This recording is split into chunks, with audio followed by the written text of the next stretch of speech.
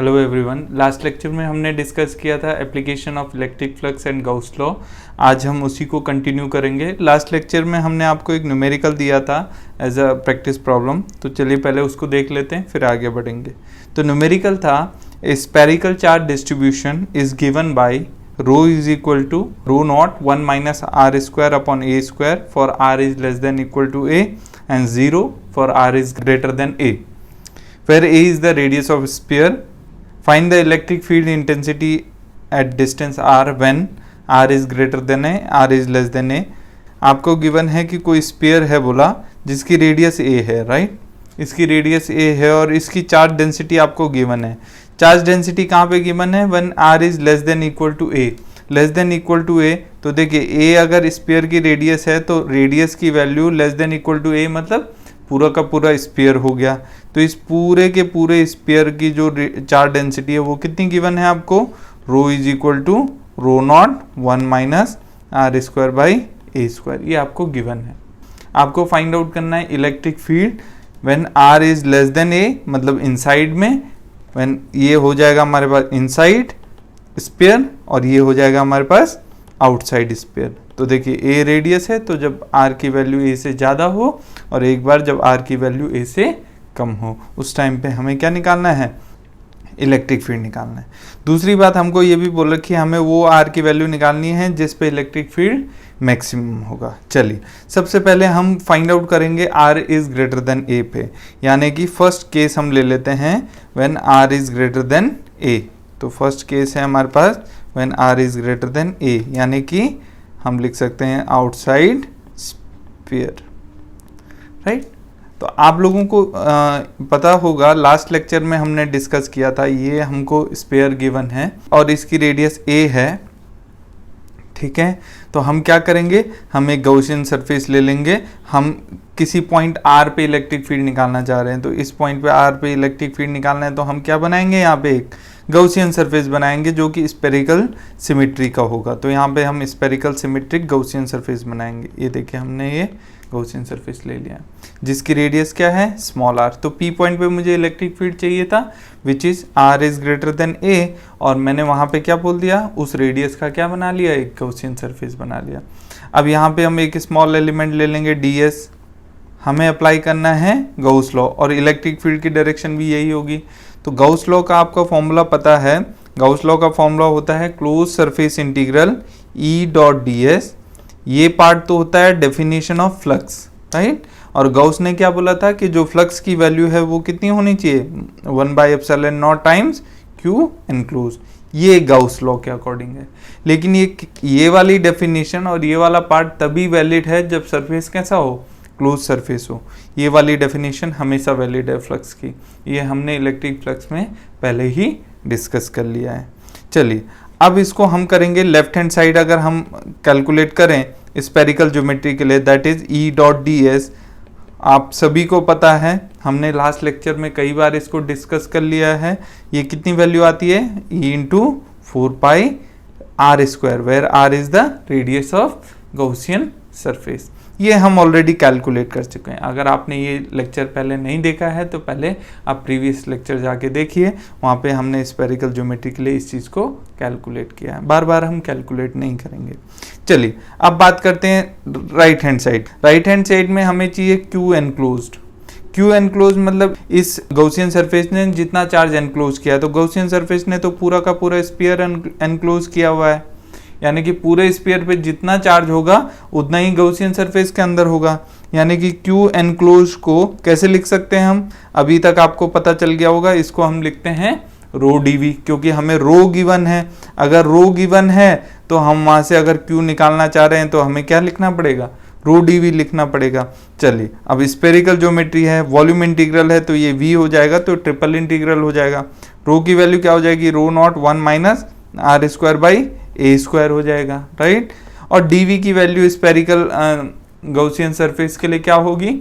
Are square sine theta dr d theta d phi, right? I hope ये expression आप सभी को याद हो गया होगा। चलिए इसको फिर से हम लिख लेते हैं। तो ये रो नॉट अलग से कांस्टेंट है, बाहर लिख लिया। अब देखिए ये आ जाएगा 1 minus r square by a square into r square, और ये डी आर एक साथ लिख लिया, और ये साइन थीटा डी थीटा, और ये कितना आ गया डी फाई। ओके, अब पूरे स्फीयर की अगर बात करें तो डी फाई की लिमिट कहाँ से कहाँ तक जाएगी, फाई की लिमिट जाएगी 0 से 2 पाई तक, राइट। थीटा की लिमिट कहाँ से कहाँ तक जाएगी, 0 से पाई तक, क्योंकि थीटा कहाँ से जेड एक्सेस से मेजर होता है माइनस जेड एक्सेस तक, और फाई कैसे होता है हॉरिजॉन्टल में कंप्लीटली रिवॉल्व होता है, तो ये जाएगी। अब बात है आर की लिमिट। आर की लिमिट हमें किसके लिए रखनी है, चार्ज के लिए, जो चार्ज एनक्लोज्ड है, और इस समय गॉसियन सरफेस के अंदर कितना चार्ज एनक्लोज है, पूरा का पूरा जो स्फीयर के पास चार्ज है उतना इनक्लोज है, तो स्फीयर की लिमिट रखनी पड़ेगी। स्फीयर की लिमिट क्या है, आर की लिमिट 0 से रेडियस ऑफ स्फीयर तक, तो ये हमने रख दिया। अब बस इसको कैलकुलेट कर लीजिए, तो इसको कैलकुलेट कर लेंगे तो ये आ जाएगा रो नॉट, यहाँ पे आर स्क्वायर अंदर मल्टीप्लाई होगा तो ये आ जाएगा r square integral minus r to the power 4 upon a square, और ये कितना आ जाएगा हमारे पास d r 0 to a 0 to pi sine theta d theta, सभी को पता होगा इसकी वैल्यू 2 होती है और इसकी वैल्यू 2 पाई, तो ये हमारे पास कितना आ गया 4 पाई आंसर। तो यहाँ पे हम इसको फिर से लिख सकते हैं 4 पाई रो नॉट, इसका इंटीग्रेशन करेंगे तो r cube by 3 minus r to the power 5 upon 5 a square, right. और कहाँ से कहाँ तक, 0 से ए तक हम लिमिट पुट कर देंगे। ओके, जब हम लिमिट पुट करेंगे तो अपर लिमिट रखेंगे तो ये आ जाएगा रो नॉट, ये आएगा a to the power 3 upon 3 minus a to the power 5 upon 5 a square, right. और माइनस का क्या हो जाएगा, क्योंकि आर की जगह जब 0 रखेंगे तो 0 ही आ जाएगा, तो ये 0 हो गया। देखिए ये पावर 3 कैंसिल हो गई 3 टाइम, तो ये आ जाएगा 4 पाई रो नॉट, यहाँ पे आ जाएगा 15 एलसीएम ले लेंगे हम, तो ये आ जाएगा 5 a to the power 3 minus 3 a to the power 3, तो कितना आ जाएगा 2 ए टू द पावर 3। तो हमारे पास यहाँ से क्यू एनक्लोज कितना आ गया जिसको हम निकालना चाह रहे थे, वो आ जाएगा 4 pi that will be 8 pi rho naught a cube by 15, this will be q enclose, right. But left hand side तो क्या है, q enclose upon epsilon naught, right. Therefore from Gauss law, तो गाउस लॉ क्या है, close surface integral e dot d s is equal to 1 by epsilon naught times q enclose, right. Q enclose की value हमने निकाल ली है, ई dot d s की value हमें पता है। देखिए ई डॉट डी एस की वैल्यू, इसको हम आउट लिख देते हैं ई आउट, राइट, ताकि वो इलेक्ट्रिक फील्ड आउटसाइड स्फीयर को डिनोट करे। तो ये आ गई हमारे पास ई डॉट डी एस की वैल्यू, तो यहाँ वैल्यू रख देंगे तो ये आ जाएगा e out into 4 pi r square is equal to 1 by epsilon naught, और यहाँ आ जाएगा 8 pi rho naught a cube by 15। Okay, देखिए 4 पाई से 8 पाई 2 टाइम्स कैंसिल हो गया, तो यहाँ से हमारे पास क्या आ गया, e out is equal to ये आ जाएगा हमारे पास 2 rho naught upon 15 epsilon naught a cube by r square, और डायरेक्शन लिखना चाहें तो इसमें आ जाएगा हमारे पास आर कैप। तो ये हमारे पास आ गया electric field outside this solid sphere. अब हम सेकंड पार्ट करेंगे। सेकंड पार्ट किस चीज़ के लिए है, when r is less than a, यानी कि इनसाइड स्फीयर। हमारे पास ये स्फीयर है, ओके। अब इसकी रेडियस कितनी गिवन है, हमें ए गिवन है, हमें इनसाइड पॉइंट कोई चूज करना है। लेट्स से हमने ये वाला पॉइंट चूज किया पी पॉइंट, इस पॉइंट पे हमें इलेक्ट्रिक फील्ड निकालना है, तो हम क्या करेंगे, इस पॉइंट को लेते हुए हम इसमें इस पॉइंट के साथ में यहाँ पे एक गॉसियन सरफेस बना लेंगे, राइट। तो लेट्स से ये आर डिस्टेंस पे था ये पॉइंट सेंटर से, तो हमने आर रेडियस का एक गॉसियन स्फीयर बना दिया, राइट। इस पॉइंट पे लेट्स से ये डी एस है, सो डी एस की डायरेक्शन क्या हो जाएगी हमारे पास, ये डी एस की डायरेक्शन हो जाएगी, ये इलेक्ट्रिक फील्ड की डायरेक्शन हो जाएगी।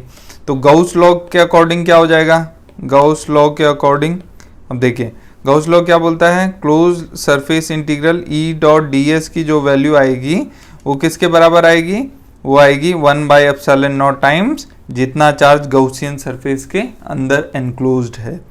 तो अभी गॉसियन सरफेस के अंदर कितना चार्ज इनक्लोज है, जितना इसके अंदर इनक्लोज होगा, राइट। बस इतना ही कंसेप्ट है जो हम ऑलरेडी कर चुके हैं। अब यहाँ पे केवल इंटीग्रेशन करना था आपको। तो अगर मैं लेफ्ट हैंड साइड की बात करूँ तो लेफ्ट हैंड साइड में किसी को कोई डाउट नहीं होना चाहिए, ये ई डॉट डी एस, क्योंकि स्पेरिकल ज्योमेट्री है गॉसियन सरफेस, तो इसकी वैल्यू क्या आने वाली है, ई इंटू 4πr²। और मैं ई को ई इन लिख देता हूँ क्योंकि इनसाइड इलेक्ट्रिक फील्ड है। So let's say this is equation number 1, right. Second अगर मैं बात करूँ राइट हैंड साइड की, तो राइट हैंड साइड में हमें क्या निकालना पड़ेगा, Q enclose, that is charge enclose by Gaussian surface, Gaussian surface. तो इसको हम कैसे निकालेंगे, क्योंकि हमें चार्ज तो गिवन नहीं है, लेकिन हमें क्या गिवन है, रो गिवन है। तो हम रो से कैलकुलेट करेंगे। रो से कैसे कैलकुलेट करेंगे, हमें पता है रो इज इक्वल टू क्या होता है, d q over d v. तो d q is equal to क्या आ जाएगा, रो डी वी। और इसको जब इंटीग्रेट कर देंगे तो हमें क्यू मिल जाएगा। तो हम लिख सकते हैं इसको रो डी वी, जहाँ पे कि ये क्या है, वॉल्यूम इंटीग्रेशन। अब आप सभी को पता है हमने वैल्यूज रखते नहीं है यहाँ पे, तो वॉल्यूम इंटीग्रेशन मतलब ट्रिपल इंटीग्रेशन। रो की वैल्यू क्या है, याद होगा तो ये rho not 1 minus r square by a square rho की वैल्यू है। डीवी की वैल्यू क्या आती है, डीवी की वैल्यू आती है r square d r sine theta d theta d phi. Sphere के लिए आपको डीवी की वैल्यू याद रहनी चाहिए। अब इसको यहाँ पे हम इंटीग्रेट कर देंगे तो ये आ जाएगा हमारे पास रो नॉट, आर को एक साथ लिख लेंगे तो ये आ जाएगा r square minus r to the power 4 upon a square, और डी आर एक साथ आ जाएगा, और ये साइन थीटा डी थीटा, और ये डी फाई। इनकी लिमिट में तो किसी को कोई डाउट नहीं, फाई की लिमिट 0 से 2 पाई, थीटा की लिमिट 0 से पाई, स्फेरिकल केस है।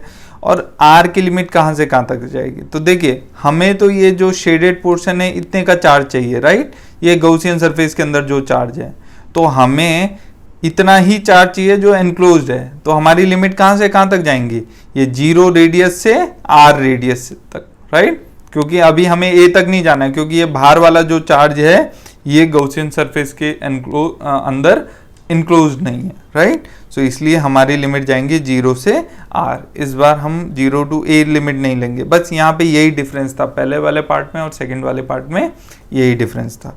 तो चलिए इसको हम फिर से सॉल्व कर लेते हैं। तो ये आर क्यूब बाई 3 आएगा minus r to the power 5 upon 5 a square आ जाएगा, और ये आ जाएगा हमारे पास 0 टू आर, और ये आ जाएगा 2 और ये आ जाएगा 2 पाई, तो टोटल आ जाएगा 4 पाई। इसको हम ऐसे लिख सकते हैं 4 पाई रो नॉट, ये आ जाएगा हमारे पास r cube by 3 minus r to the power 5 upon a 5 a square. Upper limit रख दी, लोअर लिमिट तो 0 आने वाली है तो कुछ आएगी नहीं। तो ये आ गया हमारे पास q enclose. So therefore Gauss law से लिख देंगे, therefore from Gauss law, Gauss law को अगेन लिख लेंगे तो क्या होता है, close surface integral e dot d s is equal to 1 by epsilon naught times q enclosed. Okay, अच्छा एक बात ध्यान रखिए, कई लोग इन नोटेशंस को भूल जाते हैं, तो आप नोटेशंस को हमेशा याद रखिए कि इनके ऊपर हमें वेक्टर अप्लाई करना बहुत ज़रूरी है। तो अब हम इसको क्या करेंगे, वैल्यूज पुट कर लेंगे। तो लेफ्ट हैंड साइड की वैल्यू हम ऑलरेडी निकाल चुके हैं, that is e in into 4 pi r square. E in क्या डिनोट कर रहा है, ये केवल डिनोट कर रहा है कि ये इनसाइड इलेक्ट्रिक फील्ड है, दैट्स इट। सो ये आ जाएगा 4 pi r square is equal to यहाँ पे 1 बाई एप्सिलॉन नॉट, और यहाँ पे हम वैल्यू रखेंगे 4 पाई रो नॉट, और ये आ जाएगा r to the power 3 upon 3 minus r to the power 5 upon 5 a square. Okay, अब देखिए 4 पाई से 4 पाई कैंसिल हो गया, आर स्क्वायर से जब यहाँ डिवाइड करेंगे तो क्या आ जाएगा हमारे पास, ई इन हमारे पास आ जाएगा is equal to rho naught upon epsilon naught, right. और यहाँ आर स्क्वायर से डिवाइड करेंगे तो आर बचेगा आर माइनस 3, और यहाँ पे क्या बचेगा r to the power 3 upon 5 a square, right. तो ये हमारे पास आ गया electric field inside the sphere. So I hope किसी को कोई प्रॉब्लम नहीं होगी इसमें, राइट। इस क्वेश्चन में एक और चीज हमें पूछी हुई थी, हमें पूछा हुआ था कि also find out r where electric field is maximum. So हमें आर की उस वैल्यू को फाइंड आउट करना था जिसमें इलेक्ट्रिक फील्ड मैक्सिमम थी। चलिए उससे पहले हम कुछ डिस्कस कर लेते हैं। देखिए हमने आपको बताया था कि अगर रो स्पेरिकल के केस में r to the power n पे डिपेंड करता है तो जो ई आउट है that will always depend upon 1/r², और ई इन किस पे डिपेंड करेगा, r⁻n+1 पे, राइट। यहाँ पे देखिए रो की वैल्यू जो हमारे पास यहाँ पे थी वो थी ρ0 1 - r²/a²।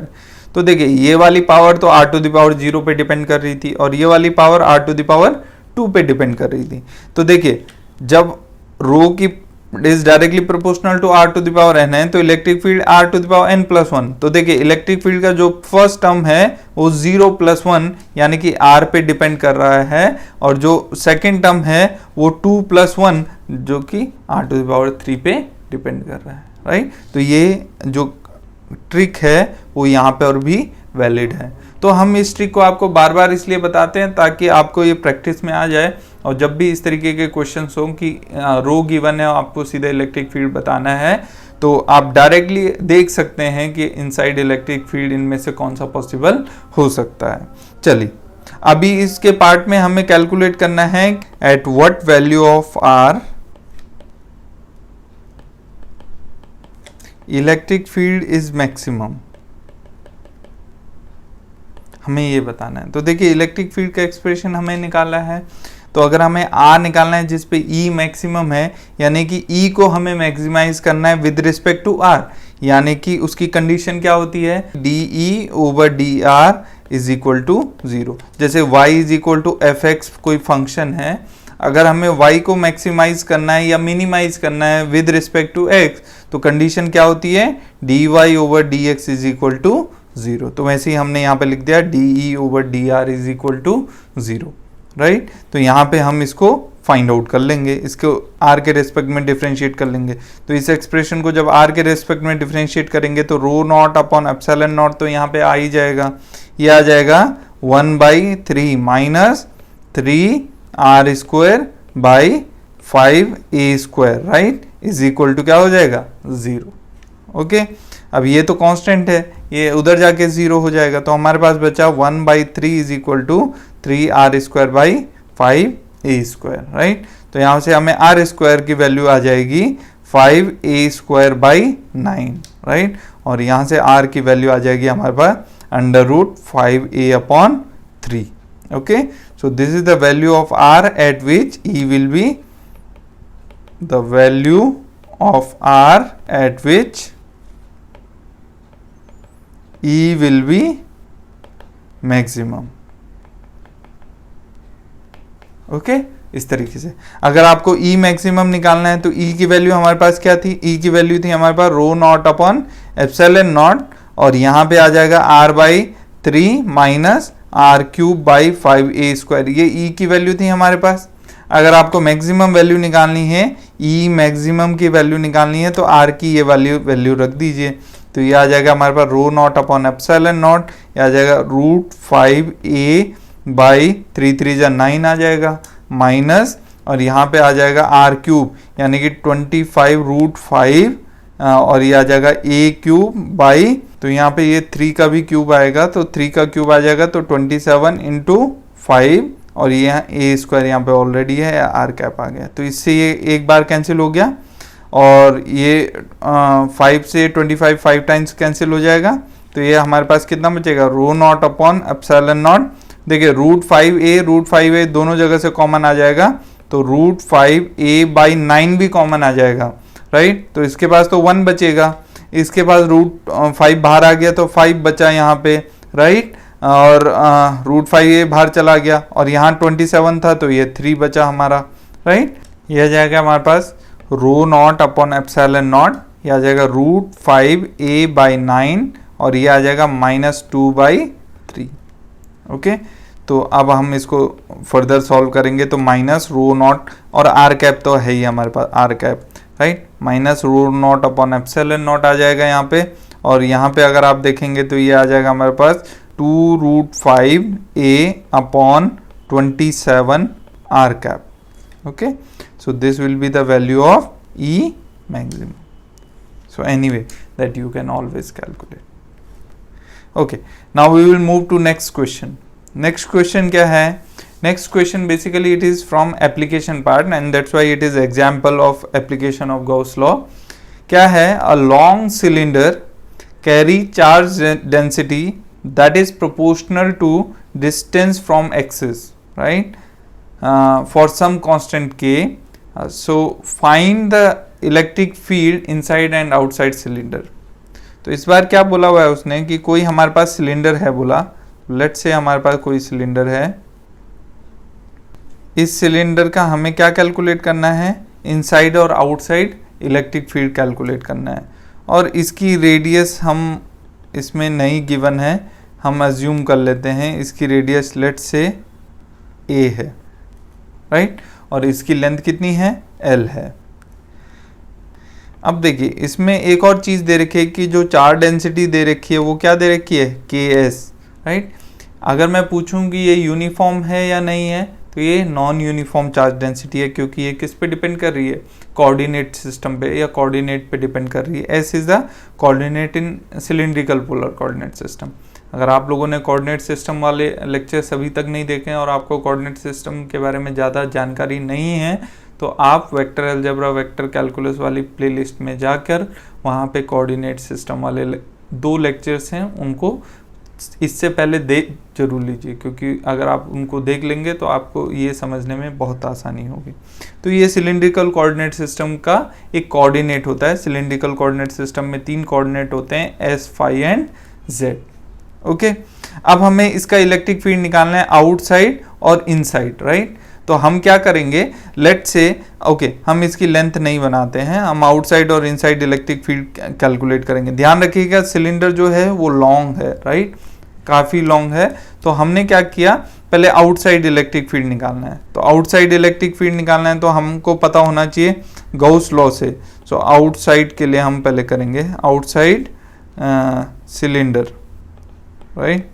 तो अगर मैं आउटसाइड सिलेंडर की बात करूं, इन दैट केस इलेक्ट्रिक फील्ड कितना आएगा, देखिए मैंने एक गॉसियन सरफेस बनाया आउटसाइड, वो भी मैंने एक सिलेंडर लिया, राइट, ये मैंने एक सिलेंडर लिया। क्योंकि सिलेंडर यहाँ पे गॉसियन सरफेस क्यों लिया, जैसे स्फीयर के केस में स्फेरिकल सिमेट्री आ रही थी, तो सिलेंडर के केस में कौन सी सिमेट्री आएगी, सिलिंड्रिकल सिमेट्री आएगी। तो मैंने ये यहाँ पे सिलिंड्रिकल गॉसियन सरफेस ले लिया था, और मैं ये एज्यूम कर रहा हूँ कि ये इसको कंप्लीटली कवर कर पा रहा है। ओके, अब देखिए ये 0 से a तक है, आप ध्यान दीजिएगा इस चीज को। लेट से इसकी लेंथ है l, राइट, गॉसियन सरफेस की लेंथ l है और रेडियस कितनी है, s डिस्टेंस है, राइट। सो फ्रॉम सेंटर इसकी डिस्टेंस, रेडियल डिस्टेंस s है। सो इन दैट केस अगर मैं इसका ds लिखने की कोशिश करूँ, अब मैं इस पे क्या निकालने की कोशिश करूंगा, फ्लक्स निकालने की कोशिश करूंगा। गॉस लॉ क्या है, close surface E dot ds is equal to क्या होता है, 1/ε0 टाइम्स Q एनक्लोज्ड। ओके, तो सबसे पहले हम लेफ्ट हैंड साइड निकाल लेते हैं। सो ये आ जाएगा close surface E dot ds। इसमें हमारे पास 3 सरफेसेज हैं, कौन कौन सी, एक तो ये वाली सरफेस है जिसको हम SS बोलते हैं, DSS, और एक ये वाली सरफेस है जिसको हम क्या बोलते हैं, DSZ, राइट, जो Z में होती है, और ये वाली सरफेस है दैट इज DSZ।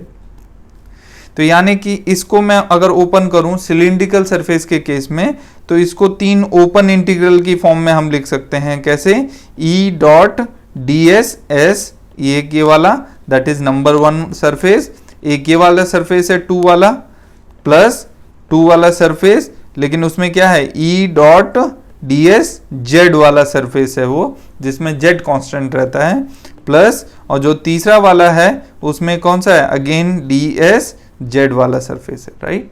अगर मैं लिखूं तो ये तीसरा वाला बेसिकली -Z, अगर आप लिखना चाहें तो कुछ फर्क नहीं पड़ेगा, जस्ट नेम है, तो ये -Z वाला सरफेस है।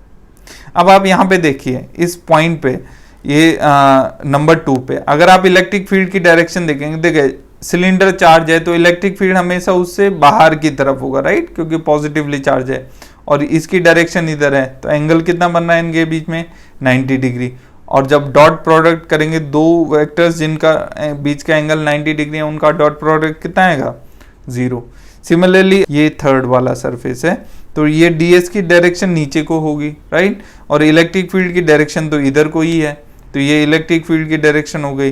तो इनके बीच में एंगल अगेन कितना हो गया, 90 डिग्री, तो ये वाला भी कितना हो गया, 0। तो हमारे पास कौन सा सरफेस बचा, केवल ये वाला सरफेस।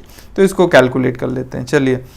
सो ये हो जाएगा हमारे पास ई की डायरेक्शन क्या है हमारे पास, अगर मैं इसको डायरेक्शन की फॉर्म में लिखूं ई एस कैप, राइट, क्योंकि एस की तरफ बाहर की तरफ निकल रही है। देखो इस पॉइंट पे इलेक्ट्रिक फील्ड बाहर की तरफ होती है, एस कैप की तरफ। तो ई की डायरेक्शन हमारे पास हो गई एस कैप। तो इस ई को कैसे लिख सकते हैं, E into S cap, okay. और डी एस एस की वैल्यू क्या होती है, अगर आपको याद हो तो ये होती है s d phi d z, और डायरेक्शन क्या होती है, एस कैप, ओके। सो यहां से हम लिख लेंगे ये कर्व सरफेस ऑफ, ये किसको शो करता है, कर्व सरफेस ऑफ सिलेंडर। ये कर्व सरफेस ऑफ सिलेंडर का सरफेस एलिमेंट है, राइट। आप कोऑर्डिनेट सिस्टम वाले लेक्चर में जाके इसको समझ सकते हैं, वहां पे हमने इसको डिटेल में डिस्कस किया। तो यहां से हमारे पास आ जाएगा ई एस भी बाहर आ जाएगा क्योंकि कांस्टेंट है, यहाँ पे नहीं आएगा, ई एस बाहर आ गया। और यहाँ पे हमने क्या लिख लिया इसको, ये आ जाएगा हमारे पास इंटीग्रल डी फाई, और ये आ जाएगा इंटीग्रल डी जेड, क्योंकि डबल इंटीग्रेशन हो जाएगा, सरफेस एरिया सरफेस इंटीग्रल है। तो ये डी फाई डी जेड, और S cap dot S cap 1 हो जाएगा। तो यहाँ से हम लिख सकते हैं ई एस डी फाई का इंटीग्रेशन कहाँ से कहाँ तक जाएगा सिलेंडर के लिए, 0 से 2 पाई। अगर आप देखोगे तो ये एस पूरा का पूरा इसको ऐसे घूमना पड़ेगा, तब जाके हमारा पूरा सिलेंडर बनेगा, इसलिए इसकी लिमिट जाएगी 0 से 2 पाई। और एल जेड की लिमिट कहाँ से कहाँ तक जाएगी, हमने इसकी लेंथ को एल एज्यूम कर रखा है, तो जेड की लिमिट अगर मैं इसको जेड इज इक्वल टू 0 कहूँ तो ये वाला जेड इज इक्वल टू क्या हो जाएगा, एल हो जाएगा। तो हम लिख सकते हैं इसको 0 टू एल, हम इसको लिख सकते हैं, राइट। तो अगर हमने ये लिख दिया तो अब हम इसको क्या कर सकते हैं, जस्ट इंटीग्रेट करना है। तो इसकी वैल्यू तो 2 पाई आ जाएगी और इसकी वैल्यू एल आ जाएगी। तो ये क्या आ जाएगा, e into 2 pi s l e dot d s. अब मैं दोबारा कैलकुलेट नहीं करूंगा, सिलिंड्रिकल सिमेट्री के लिए ई डॉट डी एस की वैल्यू इतनी आएगी, राइट। तो स्पेरिकल सिमेट्री के लिए ई डॉट डी एस की वैल्यू कितनी आती थी, E into 4 pi r square, आपको ध्यान रखना है। और सिलिंड्रिकल, ये स्पेरिकल के केस में है, और सिलिंड्रिकल सिमेट्री के लिए ई डॉट डी एस की वैल्यू कितनी आती है, ये आ जाएगी E into 2 pi s l, where l is the length of the Gaussian surface and s is the radius of the Gaussian surface। तो अब हम इसको दोबारा कभी भी कैलकुलेट नहीं करेंगे, जैसे हम स्फीयर के केस में लिखते आ रहे हैं वैसे हम सिलिंड्रिकल सिमेट्री के केस में इसको डायरेक्टली लिखते हुए आएंगे, राइट। बस ध्यान देने वाली बात यहाँ पे ये है कि जो s है ये रेडियस ऑफ सिलेंडर है, और l क्या है आपका, लेंथ ऑफ सिलेंडर है, ओके। चलिए, तो हमारे पास ये फर्स्ट टर्म आ गया। अब हमें निकालना है Q एनक्लोज्ड, कितना चार्ज एनक्लोज्ड होगा, राइट। तो इसको हम कैसे निकालेंगे, ध्यान से देखिए। अगर मुझे Q एनक्लोज्ड निकालना है तो इसके और इसके बीच में जितना चार्ज है इस पूरे सिलेंडर में हमें वो कैलकुलेट करना होगा। तो हम कैसे कैलकुलेट करेंगे, वही रो गिवन है हमको, सो हमारे पास है नाउ राइट हैंड साइड हमें निकालना है, दैट इज Q एनक्लोज्ड हमें पहले निकालना है। Q एनक्लोज निकालने के लिए फॉर्मूला क्या होता है, रो dv, क्योंकि हमें रो गिवन है, और रो क्या है हमारे पास यहाँ पे ks, राइट। और dv की वैल्यू क्या होती है सिलिंड्रिकल ज्योमेट्री के केस में, s ds d phi dz, आपको ये हमेशा याद रखना है, राइट। तो उन वैल्यूज को यहाँ पे सब्स्टिट्यूट कर देंगे, तो ये ट्रिपल इंटीग्रल आ गया, ये आ गया ks, और ये s ds d phi dz, okay. तो k बाहर आ जाएगा, ये आ जाएगा हमारे पास एस स्क्वायर डी एस, और ये आ जाएगा डी फाई, और ये आ जाएगा डी जेड। अब ध्यान से समझिए s की लिमिट कहाँ से कहाँ तक जाएंगी, देखिए जो ये गौसियन सरफेस है ये चार्ज को एनक्लोज कर रहा है s is equal to 0 to s is equal to a तक, right, where a is the radius of this cylinder, right. तो हमारे पास s की लिमिट जाएंगी 0 से a, यानी कि पूरा का पूरा रेडियस यहां से लेकर यहां तक चार्ज है, इसके बाद तो कोई चार्ज है नहीं, यहां तक इस रीजन में तो कोई चार्ज है नहीं, तो लिमिट कहां से कहां तक जाएंगी, यहां से यहां तक ही जाएंगी s की। अच्छा, जेड की लिमिट कहां से कहां तक जाएगी, तो देखिए कहां से कहां तक का चार्ज गॉसियन सरफेस के अंदर है, z इज इक्वल टू 0 से लेकर z is equal to l तक का चार्ज गॉसियन सरफेस के अंदर है, बाकी सब बाहर है। हमें तो किससे मतलब होता है, जो चार्ज गॉसियन सरफेस के अंदर है उसी से हमें मतलब है। तो यहां पे हम लिमिट रख देंगे 0 से l। और फाई की लिमिट तो सिलेंडर बन रहा है तो पूरा अगर सर्कल बनाना है उसे तो कहां से कहां तक जानी चाहिए, 0 से 2 पाई। तो हमारे पास क्या आ जाएगा यहाँ पे हमारे पास आ जाएगा k, आ जाएगा s cube by 3, right, 0 to a, ये 2 पाई आ जाएगा इंटीग्रेशन करके, और ये वैल्यू कितनी आ जाएगी, l आ जाएगी। तो हमारे पास क्या आ जाएगा यहाँ पे k, हाँ 2/3, ओके 2/3, और ये आ जाएगा पाई l, और ये क्या आ जाएगा हमारे पास a क्यूब। ओके, ये हमारे पास वैल्यू आ गई क्यू एनक्लोज्ड की।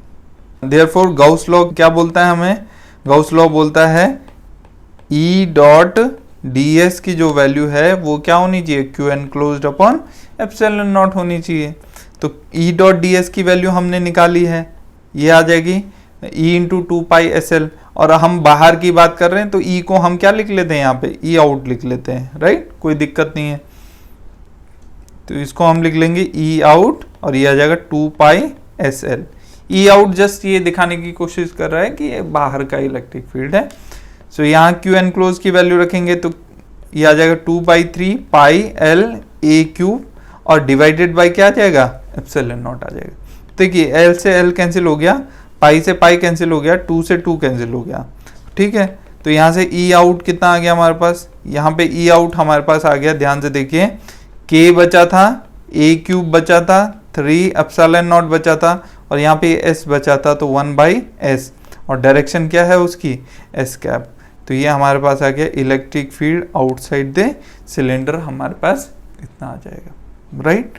तो आपको इस डेरिवेशन से क्या सीखने को मिला, सबसे पहली चीज तो अब आप ये ध्यान रख लीजिए, क्योंकि हम बार बार इस पूरी कैलकुलेशन को करते हुए नहीं बैठेंगे, क्योंकि ये बहुत लंबी कैलकुलेशन है और जिसका कोई मतलब नहीं है, जिसका हमें ऑलरेडी आंसर पता है। तो सिलिंड्रिकल ज्योमेट्री के लिए ये एक्सप्रेशन इतना आता है, आपको ध्यान रख लेना है। Where s is the radius of Gaussian surface and l is the length of the Gaussian surface, right. और सिमिलरली हमें q कैसे निकालना है वो आपने अभी तक काफी बार सीख लिया है। अगर रो गिवन है तो q निकालने का यही फॉर्मूला है, बस क्या चेंज हो जाएगा, रो की वैल्यू जो गिवन रहेगी वो आ जाएगी, dv की वैल्यू आपको पता है वो वॉल्यूम एलिमेंट है, सिलिंड्रिकल वॉल्यूम एलिमेंट, तो सिलिंड्रिकल वॉल्यूम एलिमेंट की वैल्यू रख देंगे जो हमें पता है। अगर स्फीयर होगा तो स्फीयर की वैल्यू, क्यूब होगा तो क्यूब के लिए सिंपली dx dy dz आ जाएगा। ये बहुत बहुत सिंपल है। अब इसमें सेकंड पार्ट है, इनसाइड सिलेंडर हमें इलेक्ट्रिक फील्ड कैलकुलेट करना है। तो सेकंड पार्ट है इनसाइड, इनसाइड मतलब s की वैल्यू लेस देन a है, right. a is the radius of cylinder, a is the radius of cylinder, okay. तो हम यहाँ पे एक सिलेंडर एज्यूम कर लेते हैं, ये हमारे पास कोई सिलेंडर है, ओके। अब देखिए मैं इसको शॉर्टकट में करेंगे, अब हम बहुत लंबा नहीं कैलकुलेशन करेंगे। तो ये आ जाएगा हमारे पास सिलेंडर, इसके इनसाइड किसी पॉइंट पे अगर कैलकुलेट करना है तो हम क्या करेंगे, ये हम पहले लेट्स से ये हमारे पास कोई सिस्टम है, कोऑर्डिनेट सिस्टम, ये x है, ये y है, ये z है, राइट। इन दैट केस हम इस पॉइंट को लेते हुए यहाँ पे एक गॉसियन सरफेस बना लेंगे। तो ये हमने गॉसियन सरफेस बना लिया।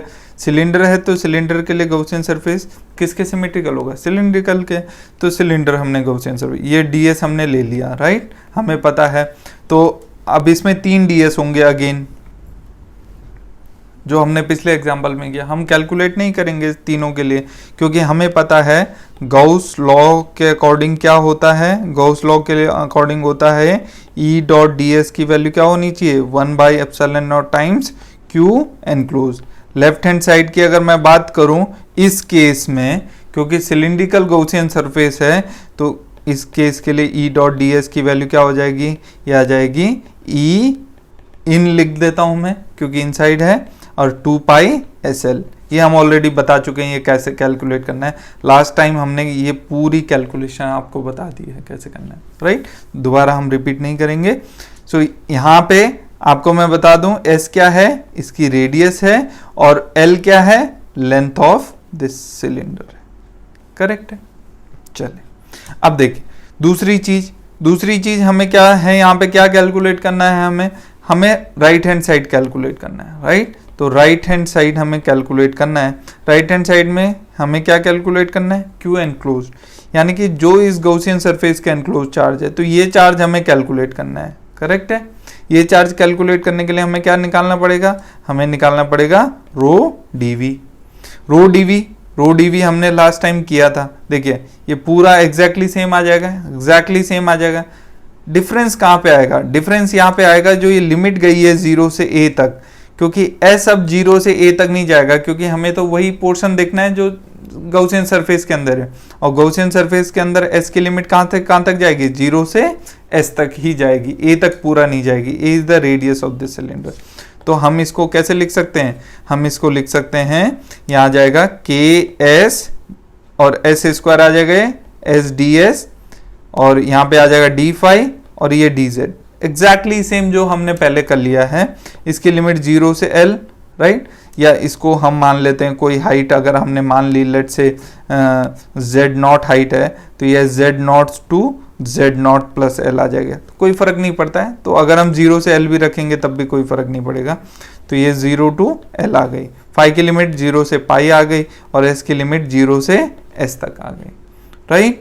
अब हम क्या कर लेंगे, इसको जस्ट इंटीग्रेट कर देंगे, तो ये आ जाएगा KS क्यूब बाई 3, और ये आ जाएगा 2 पाई, और ये आ जाएगा L, राइट।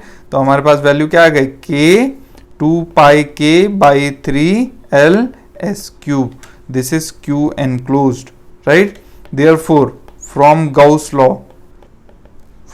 लॉ क्या आ जाएगा हमारे पास, हमको पता है, अभी तक सभी को याद हो गया होगा गाउस लॉ का क्या एक्सप्रेशन होता है, E dot d s is equal to, ये आ जाएगा 1 by epsilon naught times Q enclosed। बताइए E डॉट डी एस की वैल्यू हमारे पास क्या आई थी, सिलिंड्रिकल के लिए आपको अभी याद हो जाना चाहिए, E इंटू 2 पाई SL, राइट। तो ये आ जाएगा हमारे पास E into 2 pi SL, okay, 1 by epsilon naught, right. Q enclosed की वैल्यू क्या है, 2 पाई K L अपॉन 3, और ये आ जाएगा S क्यूब, 2 पाई से 2 पाई कैंसिल, L से L कैंसिल, S से ये 2 पावर कैंसिल हो जाएगी हमारे पास।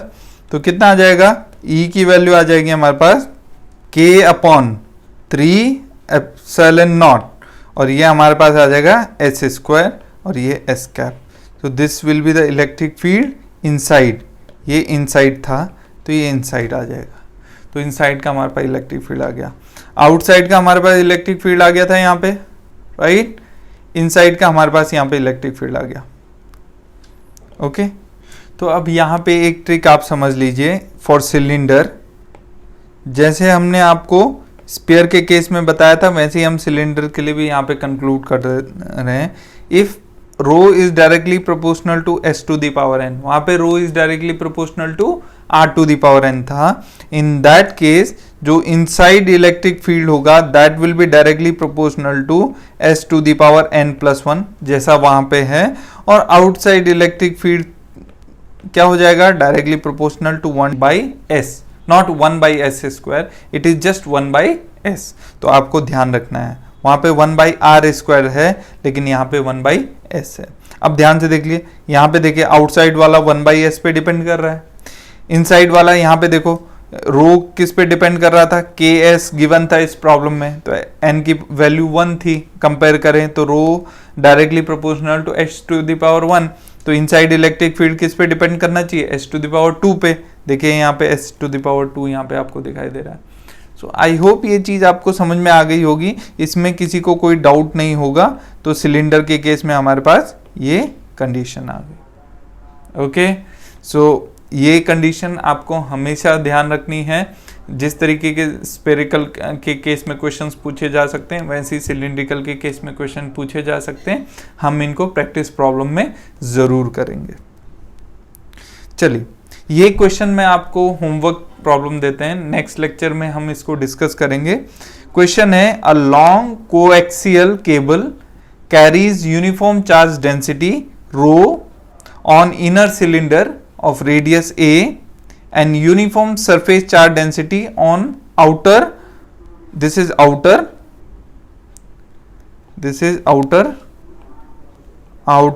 cylindrical shell B, right. तो उसने कहा यूनिफॉर्म चार्ज डेंसिटी है, तो एक अंदर सिलेंडर है और उसके बाहर भी एक शेल है, सिलिंड्रिकल शेल है, राइट। तो केबल है, तो उसके बाहर एक शेल है, अंदर एक सिलेंडर, सॉलिड सिलेंडर है, राइट। उसकी डेंसिटी रो है अंदर वाले की, और बाहर वाले की सरफेस डेंसिटी हो गई क्योंकि शेल है, राइट। अंदर तो कुछ है नहीं उसमें मटेरियल, तो इसमें सिग्मा है। The surface charge density is negative, ये बोला पॉजिटिव है तो ये नेगेटिव है।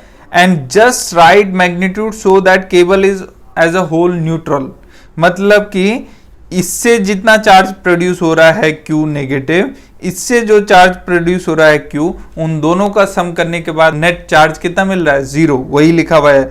And of just right magnitude so that cable as a whole is electrically neutral, right. Electrically neutral means अंदर वाला पार्ट भी बाहर वाला पार्ट भी सबको मिला के इलेक्ट्रिकली न्यूट्रल है, यानी कि बाहर वाला जो सरफेस पे चार्ज है और अंदर वाला जो वॉल्यूम पे चार्ज है, उन दोनों चार्ज की वैल्यू इक्वल एंड अपोजिट होनी चाहिए, तभी नेट चार्ज कितना आएगा, 0 आएगा। ये बताना चाह रहा है। तो आपको फाइंड आउट करना है electric field inside a sphere, inside inner cylinder, between cylinders and outside, यानी आपको अंदर, यहां बीच में और यहां बाहर इलेक्ट्रिक फील्ड निकालना है। तो आपको ये होमवर्क प्रैक्टिस प्रॉब्लम है, आप जरूर कीजिएगा।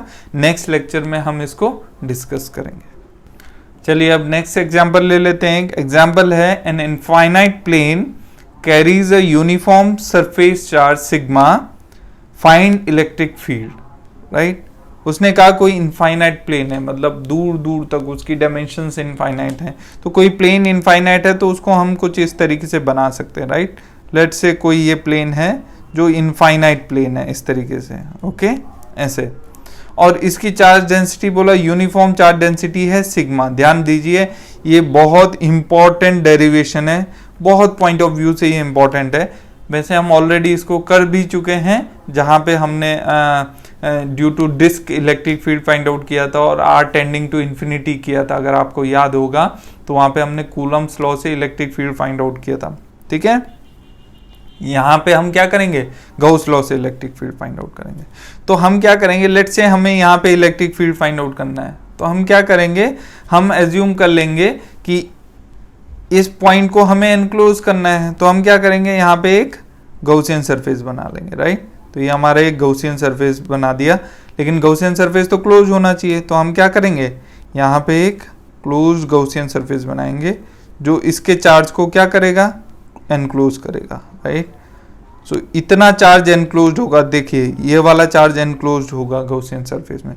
लेकिन देखिए प्लेन ये है, अब ऊपर से तो हमने ये सिलेंडर रख दिया, उसने ऊपर वाला चार्ज तो एनक्लोज कर दिया, बट नीचे वाले का क्या, तो नीचे वाला भी एनक्लोज करना पड़ेगा। यानी कि इसी सिलेंडर को अगर हम पीछे से इसको एक्सटेंड कर दें, इसके पीछे से नीचे से, तो ये ऊपर से सिलेंडर और एग्जैक्टली नीचे से सिलेंडर, तो अब जो चार्ज होगा प्लेन के अंदर वो क्या हो जाएगा, एनक्लोज हो जाएगा, क्योंकि गॉस लॉ यूज करना है। और गॉस अगर लॉ यूज करना है तो उसके लिए हमें क्या करना पड़ेगा, चार्ज को एनक्लोज करना पड़ेगा, राइट। उसी सरफेस के इंटीग्रल की जो वैल्यू आएगी, इलेक्ट्रिक फील्ड के इंटीग्रल की वैल्यू उस सरफेस के अलोंग, वही 1/ε0 Q एनक्लोज के बराबर हो सकती है, राइट। ये गॉस लॉ ने बोला था। गॉस लॉ ने क्या बोला था, गॉस लॉ बताता है कि अगर आप कहीं से भी किसी भी तरीके से, मुझे नहीं मतलब किस तरीके से निकाल के लेके आओगे, लेकिन आप अगर किसी क्लोज सरफेस के अबाउट अगर फ्लक्स लेके आए, तो मैं बता सकता हूं, मैं गारंटी कर सकता हूं कि वो फ्लक्स किसके बराबर होगा, 1/ε0 टाइम्स Q एनक्लोज। तो अगर मुझे गॉस लॉ यूज करना है तो वो तभी तो गारंटी करेगा जब हम इसको कंप्लीटली क्या करेंगे, एनक्लोज करेंगे। तो इसके लिए हमने इसको नीचे से भी बंद कर दिया, तो ये हमें केवल नीचे से ये वाला पोर्शन दिख रहा है, लेट से ये वाला, राइट। लेट अस कंसीडर इसका एरिया है A, राइट। तो हमारे पास देखिए इलेक्ट्रिक फील्ड का क्या होगा, देखिए 3 सरफेसेस बन गए, यहाँ पे भी एक सरफेस ये, दूसरा सरफेस ये और तीसरा सरफेस ये सिलेंडर का। लेकिन जो ऑब्जेक्ट है वो सिलिंड्रिकल सिमेट्री में नहीं है, तो इस बार हम E × 2πSL नहीं लिख पाएंगे इंटीग्रल E.ds को। राइट वो तब लिख पाएंगे जब ऑब्जेक्ट भी और गॉसियन सरफेस है वो तो सिलिंड्रिकल सिमेट्री का ही, यहाँ पे सिलिंड्रिकल सिमेट्री नहीं है, बस हमें चार्ज को एनक्लोज करना था, हमने कर दिया।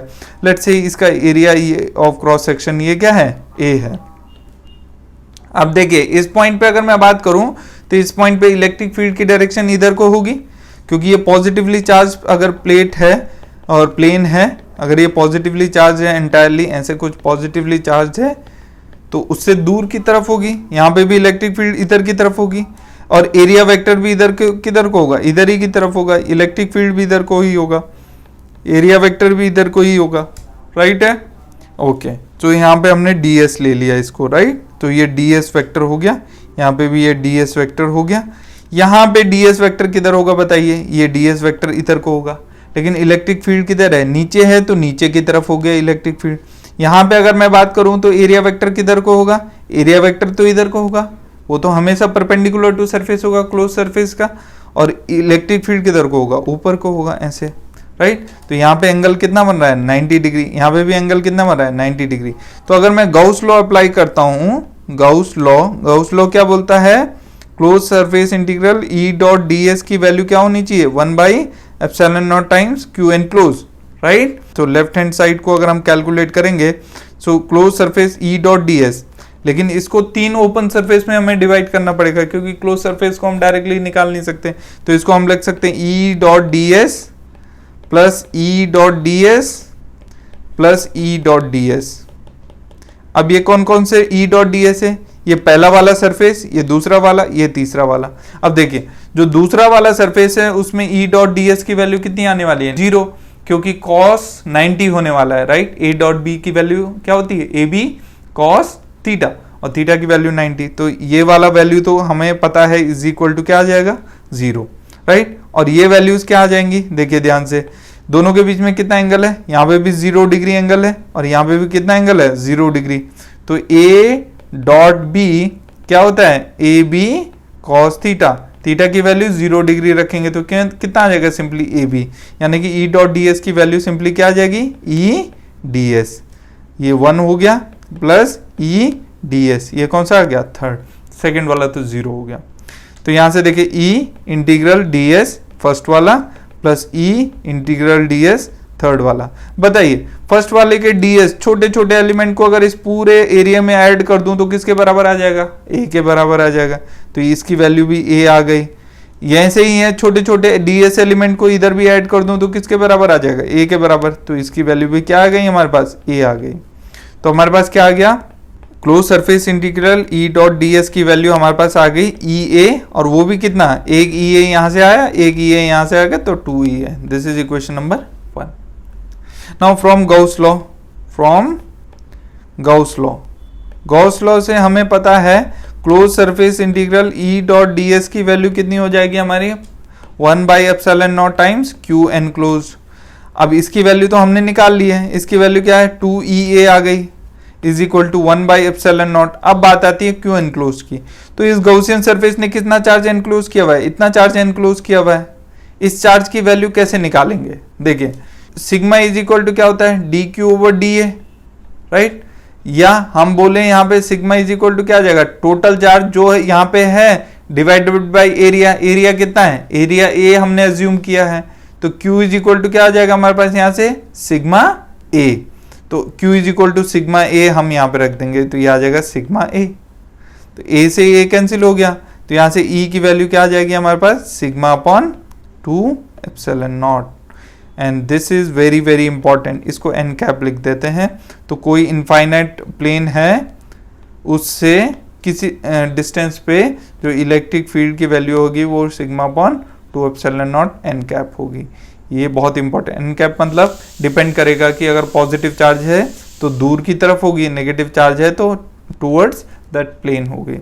अब यहाँ पे समझने वाली बात ये है कि ये जो एक्सप्रेशन आया है, ये एक्सप्रेशन बहुत इंपॉर्टेंट है in case of electrostatic, because ये वन ऑफ द एक्सप्रेशन है जो क्या प्रोवाइड कराता है हमें, यूनिफॉर्म इलेक्ट्रिक फील्ड। देखिए ये वाला एक्सप्रेशन का जो इलेक्ट्रिक फील्ड है ये किसी पोजीशन कोऑर्डिनेट पे डिपेंड नहीं कर रहा है, और अगर कोई भी क्वांटिटी पोजीशन कोऑर्डिनेट पे डिपेंड नहीं करती है तो उस क्वांटिटी को हम क्या कहते हैं, uniform quantity, right, uniform physical quantity. So this produces uniform field. Uniform field मतलब क्या है, अगर इलेक्ट्रिक फील्ड ऐसा वेक्टर यहाँ पे है तो यहाँ पे भी इतना ही लंबा होगा, यहाँ पे भी इतना ही लेंथ होगा, यहाँ पे भी इतना ही लेंथ होगा, या दूसरे शब्दों में बोलें तो यहाँ पे भी इलेक्ट्रिक फील्ड उतना ही होगा और यहाँ पे भी इलेक्ट्रिक फील्ड उतना ही होगा। यानी कि इससे अगर डिस्टेंस a1 लिया और इससे डिस्टेंस a2 लिया, दोनों a1 और a2 डिस्टेंस पे इलेक्ट्रिक फील्ड सेम रहने वाला है तो चेंज नहीं होने वाला, तो ये यूनिफॉर्म इलेक्ट्रिक फील्ड होता है, राइट। स्पेस के साथ इलेक्ट्रिक फील्ड चेंज नहीं हो रहा है। तो ये आपको हमेशा ध्यान रखना है और ये एक्सप्रेशन आप कभी भूल नहीं सकते, E is equal to sigma upon 2 epsilon naught n cap. Now remember, this is the expression for infinite plane. Infinite plane. Okay? आप इस चीज को कभी भी भूल नहीं सकते, आपको कभी नहीं भूलना चाहिए, राइट? ये बहुत इंपॉर्टेंट एक्सप्रेशन है। We'll move to this example. Example क्या है? Two infinite parallel. Now remember these two words very important. Infinite है, parallel planes है, right? तो हमारे बहुत आसान हो गया। Carry equal but opposite uniform charge density sigma and minus sigma. देखिए इसके पास यहाँ पे सिग्मा है, इसके पास यहाँ पे माइनस सिग्मा है, ये बोल दिया उसने। Find the electric field in each reason left of both, यानी कि यहाँ पे निकालना है, यहाँ पे निकालना है, यहाँ पे इलेक्ट्रिक फील्ड निकालना है। चलिए इस पॉइंट पर अगर इलेक्ट्रिक फील्ड निकालें तो इसकी वजह से क्या आएगा, इसकी वजह से किधर को इलेक्ट्रिक फील्ड आएगा, इधर को, और कितना आएगा, सिग्मा अपॉन एप्सिलॉन नॉट आएगा, राइट। और इसको हम डायरेक्शन बना लेते हैं, सपोज कीजिए हमने ये एक्स डायरेक्शन मान ली, ये वाई, यानी कि अगर मैं बात करूं तो ये माइनस एक्स कैप आ गया। इसकी वजह से जो फील्ड आएगा इस पॉइंट पे वो किधर को आएगा, इधर, और वो कितना आएगा, सॉरी यहाँ पे ये सिग्मा अपॉन 2 एप्सिलॉन नॉट आएगा। चलिए तो ये आ जाएगा sigma upon 2 epsilon not, direction क्या आएगी, माइनस एक्स कैप। इसकी वजह से क्या आ जाएगा, सिग्मा अपॉन 2 एप्सिलॉन नॉट। देखिए माइनस साइन केवल डायरेक्शन को डिनोट करेगा, तो डायरेक्शन किधर को आएगी, टूवर्ड्स प्लेट, क्योंकि नेगेटिव है तो नेगेटिव अपनी तरफ खींचेगा, तो ये आ जाएगा प्लस एक्स कैप, राइट। तो फर्स्ट रीजन में जो नेट इलेक्ट्रिक फील्ड आएगा वो क्या आ जाएगा हमारे पास, sigma upon 2 epsilon naught minus x cap plus sigma upon 2 epsilon naught plus x cap. तो कितना आ गया, ये आपस में कट के कितना हो गया, 0। सिमिलरली सेकंड रीजन में अगर मैं बात करूंगा तो इलेक्ट्रिक फील्ड इस प्लेट की वजह से किधर की तरफ होगा, इधर की तरफ होगा, कितना होगा, सिग्मा अपॉन 2 एप्सिलॉन नॉट, और ये क्या आएगा, एक्स कैप आएगा। और इसकी वजह से किधर होगा, इसकी वजह से माइनस सिग्मा वाले की वजह से वो भी उधर को ही होगा, क्योंकि माइनस वाला अपनी तरफ अट्रैक्ट करेगा। तो सिग्मा अपॉन 2 एप्सिलॉन नॉट हमें फॉर्मूला भी देखा हमने, और ये एक्स कैप तो रहेगा ही रहेगा। तो सेकंड केस में हमारे पास नेट इलेक्ट्रिक फील्ड क्या आ गया हमारे पास, ये आ जाएगा sigma upon 2 epsilon naught x cap plus sigma upon 2 epsilon naught x cap. तो ये हमारे पास कितना आ जाएगा, sigma upon epsilon naught x cap, ये आ जाएगा हमारे पास e net electric field. Okay, now जो थर्ड ऑप्शन है यहाँ पे, थर्ड ऑप्शन में अगर मैं बात करूं इलेक्ट्रिक फील्ड इसकी वजह से कितना होगा, माइनस सिग्मा वाले की वजह से टूवर्ड्स दिस प्लेट आएगा, उसकी वैल्यू कितनी होगी, सिग्मा अपॉन 2 एप्सिलॉन नॉट। देखो मैग्नीट्यूड के बारे में तो सोचने की जरूरत ही नहीं अगर इनफाइनाइट प्लेन है, क्योंकि वो डिस्टेंस के साथ चेंज नहीं होने वाला है, तो कितनी भी दूर हो फर्क नहीं पड़ता है, कोई भी पॉइंट ले ले फर्क नहीं पड़ेगा। मैग्नीट्यूड तो हमेशा क्या रहने वाला है, sigma upon 2 epsilon not, but direction change हो जाएगी बिकॉज ऑफ पॉजिटिव और नेगेटिव चार्ज, तो इसकी वजह से अभी तो माइनस एक्स कैप डायरेक्शन आएगी। इस पहले वाली प्लेट की वजह से इस पॉइंट पे क्या आएगा, इलेक्ट्रिक फील्ड इधर की तरफ आएगा, वो कितना आ जाएगा, वो आ जाएगा सिग्मा अपॉन 2 एप्सिलॉन नॉट और प्लस का एक्स कैप। तो नेट कितना आ जाएगा, दोनों को ऐड कर देंगे, तो थर्ड वाले केस में हमारे पास ई नेट क्या आ जाएगा, ई नेट आ जाएगा sigma upon 2 epsilon naught minus x cap plus sigma upon 2 epsilon naught plus x cap. इससे ये कैंसिल हो गया तो 0 आ गया, राइट। यानी कि फर्स्ट रीजन में 0, थर्ड रीजन में 0 और इसमें sigma upon epsilon naught x cap. क्या आपको याद आ रहा है ये कौन सा वाला सिस्टम होता है? अगर आपको ध्यान होगा तो दो प्लेट रखी हैं जो अपोजिटली चार्ज हैं विद सेम चार्ज, ये प्लस सिग्मा पे, ये माइनस सिग्मा, या प्लस क्यू माइनस क्यू। तो ये क्या सिस्टम होता है? अगर आपको ध्यान होगा तो ये होता है पैरेलल प्लेट कैपेसिटर। आप सभी को याद होगा पैरेलल प्लेट कैपेसिटर हमने क्लास 12th में पढ़ा था। आप लोगों को क्या याद है उसका फॉर्मूला क्या होता है कैपेसिटेंस का? कैपेसिटेंस का फॉर्मूला होता है C is equal to epsilon naught A upon D। हम ये चीज़ें आगे कैपेसिटर जब आएगा वहाँ पे हम डिस्कस ज़रूर करेंगे, राइट। तो आप लोगों को ये सिस्टम पता होना चाहिए कि ये इसलिए भी इम्पोर्टेंट है क्योंकि ये कैपेसिटर में हमें यूनिफॉर्म फील्ड प्रोवाइड करेगा यहाँ पे, राइट। हाँ, तो इसलिए आपको इलेक्ट्रिक फील्ड का फॉर्मूला याद होना बहुत ज़रूरी है। इस तरीके के न्यूमेरिकल्स और भी आएंगे, हम देखेंगे। ज़्यादातर इस तरीके के न्यूमेरिकल्स जैम वगैरह में या जेस्ट वगैरह में पूछ लिए जाते हैं, कभी कभार CSIR में भी पूछ लिया जाता है। लेकिन आपको ध्यान रखना है कि इस तरीके के न्यूमेरिकल्स अगर आएंगे और आपको फॉर्मूला याद नहीं है या प्रॉपर्टी याद नहीं है कि इनफाइनाइट प्लेन जो होता है उसका इलेक्ट्रिक फील्ड यूनिफॉर्म होता है, तो आप इसको कैलकुलेट नहीं कर पाएंगे, आपके लिए बड़ी दिक्कत होगी। तो ये चीज़ें बहुत आसान है, समझने वाली हैं, लेकिन अगर आप बेसिक्स अपना डेवलप करते हुए चलें तो अच्छे से आप इनको बाद में जब एक्चुअल रियल क्वेश्चंस आएंगे जिनमें ट्रिक्स हमें अप्लाई करनी होती है, वहाँ पे ये सारी चीज़ें, छोटी छोटी चीज़ें जो अभी आप देख रहे हैं, पढ़ रहे हैं, समझ रहे हैं, वो वहाँ पे ज़रूर काम आएंगी, राइट। आई होप ये लेक्चर आपके लिए हेल्पफुल रहा होगा। आपके लिए हमने एक प्रैक्टिस प्रॉब्लम गिवन है, तो प्रैक्टिस प्रॉब्लम में आपको क्या करना है, आपको ये वाली प्रॉब्लम सॉल्व करके लेके आनी है नेक्स्ट लेक्चर में। नेक्स्ट लेक्चर में हम इस प्रॉब्लम को डिस्कस करेंगे।